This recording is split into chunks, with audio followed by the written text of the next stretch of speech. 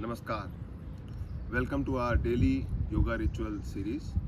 So far we have done loosening and breathing exercises, sitting asanas and standing asanas. Now today we will do the prone asanas. Prone asanas are the ones which you do while laying down on your stomach. Okay. Before we start, important to summarize the instructions. Okay. Always do the loosening and breathing exercises first before doing any yoga asanas. It is important to warm up your body, important to get the blood circulation flowing through the different parts of your body to avoid any injury. Second, try to do it in the morning on empty stomach, but if you don't have time in the morning and doing it later in the day, then at least try to have gap of around 2 hours between the time you eat your food and when you do your yoga practice. And third, any asana where you stimulate any body organ, you basically follow it up with a relaxation as well. So stimulation and relaxation, they go hand in hand. Okay, so we'll get started. First and foremost, we will do the prone asana called Makarasana or the crocodile pose. Makarasana is also a relaxation position for any prone asana. Okay, so I will demonstrate how to do it. One contraindication for all general prone asanas that I would like to call out is that pregnant ladies should avoid prone asanas. Okay, and so with that we will get started. So Makarasana, first and foremost, you will come down on your mat with your stomach down. Okay, then for this you will fold your arms, elbows pointing outward, your palms on top of each other, your legs open, and your toes, left toes pointing outwards towards left and right toes pointing outwards towards right. Okay, this is your Makarasana or crocodile pose. Okay, and the final position will be when you will rest your chin on top of your palm and close your eyes and relax. So this is a very important relaxation asana. Okay, the benefits that you can achieve out of this is it helps reduces stress, it helps regulates the blood pressure, it reduces anxiety, and very good for relaxing any back pain as well. Okay, we'll do it for 20 seconds, but as you get comfortable you can increase your duration for these asanas.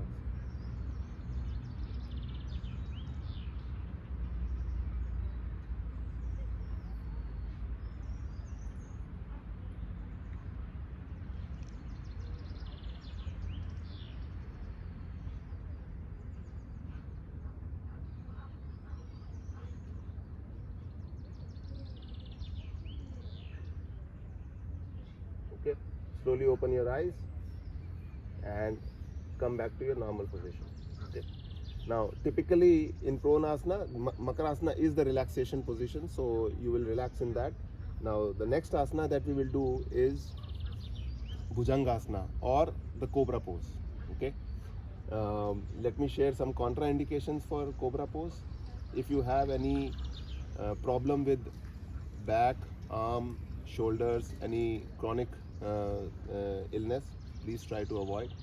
If you have any spondylitis or neck related problem, please try to avoid. Any problems with the abdominal organs, specifically hernia or ulcers, please try to avoid.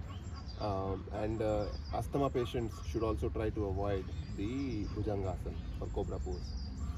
Benefits tremendous. It helps with the back pain for the entire spinal region, specifically lower back as well. However, if a back is very severe or a slip disc or a severe sciatica case, then please try to avoid, rather consult your doctor. But minor pains, it will help tremendously to remove stiffness. Okay, it is also very good for thyroid patients. It helps stimulate the thyroid glands. Okay, improves the spinal flexibility. Okay, and also helps the overall digestion as well. Okay, so we'll start. For this, first and foremost, we'll come to the starting position. Starting position for any prone asana is completely straight body, wherein your legs are together next to each other, toes pointing back and arms stretched forward and chin resting on the floor. That is the starting position. Now Bhujangasana, there are about 3 variations that we can do. I will quickly show you all the 3 variations, but we'll do only one out of the 3.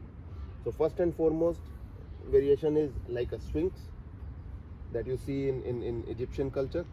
So Sphinx, wherein your arms will be like this, okay, your elbow right under your shoulder and arms extending, and with this you will extend your upper body as much as possible.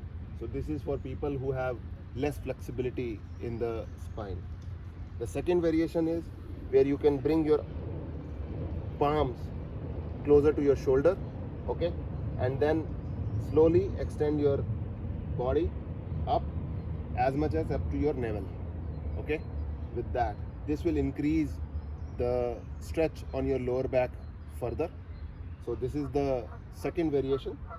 The third variation is when you take your hands right up to your last rib cage, okay, and then stretch further and try to straighten your arms and make sure that your shoulders are open.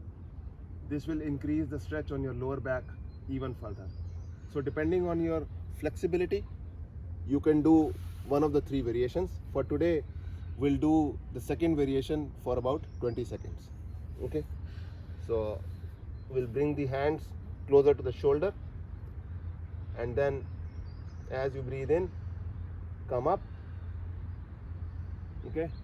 Make sure that your shoulders are open. Shoulders are not touching the neck or coming forward. Shoulders are open so that you are able to absorb air into your lungs. Now maintain this posture for 20 seconds. And make sure also that your gaze is up towards the ceiling or sky.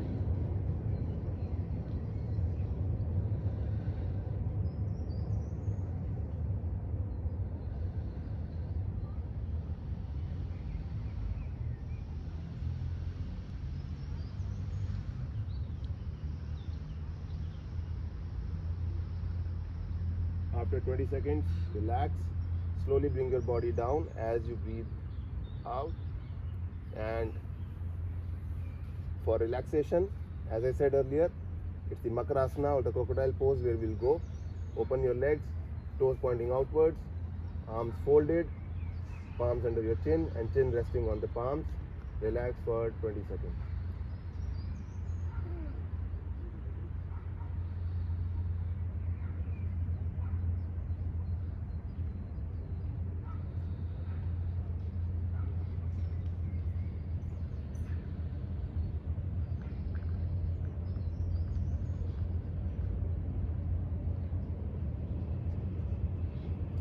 After 20 seconds, slowly open your eyes, bring your legs closer together, stretch your arms forward.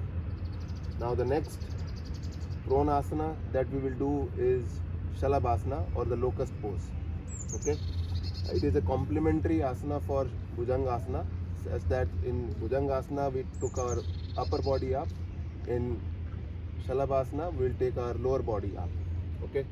Once again, first few contraindications: any chronic problem with back, arms, shoulders, any problem with severe problem with slip disc or sciatica, please try to avoid. Okay, any, I would say, abdominal problem, please try to avoid these kind of things, asanas. And benefits are once again tremendous. Helps strengthen your core, helps relieve the tension in lower back muscles, so helps relieve the lower back pain. Okay, and also it really helps in terms of overall digestion and helps with remove the constipation problem. It also stimulates the endocrine and reproductive system. So very important from, let's say, for ladies, helps I would say addressing the menstrual disorder problem as well. Okay, so we'll go and demonstrate. So first, starting with the starting position, and stretch, leg stretch,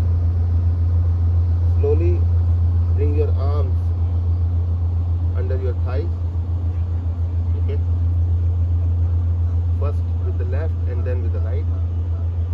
There are a couple of variations here.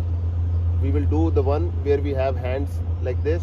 You could also make the fist of your hands like this and then put it under. Okay. And if you need any support, you could also put a blanket under your hips, so that, or under your pelvic region, to bring you some support as well. That also you could do. Okay. Now, putting the hands under the thighs, you could do either one leg, raise the leg up, keeping your chin on the floor. Okay. One at a time. Or you could do both legs together. Okay. We will do the version of both legs together. We will hold this asana for 20 seconds. Make sure that your chin is on the floor while you raise your both legs together. Maintain this for 20 seconds with normal breathing.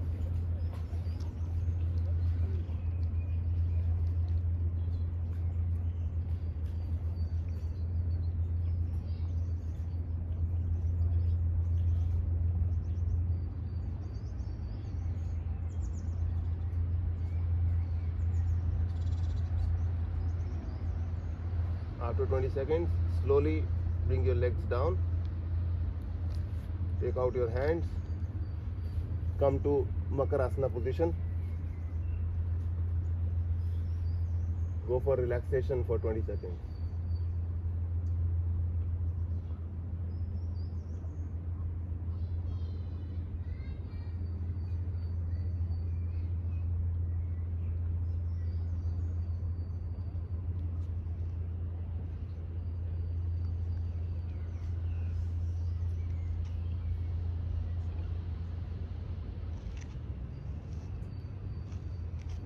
After 20 seconds, slowly open your eyes.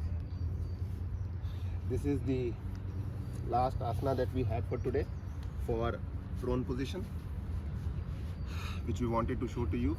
I hope you will like it and you will practice it.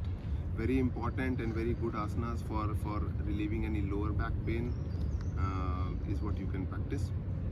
Okay, we will encourage you to continue to embark on this rebirth and transformation journey and keep coming back to our channel.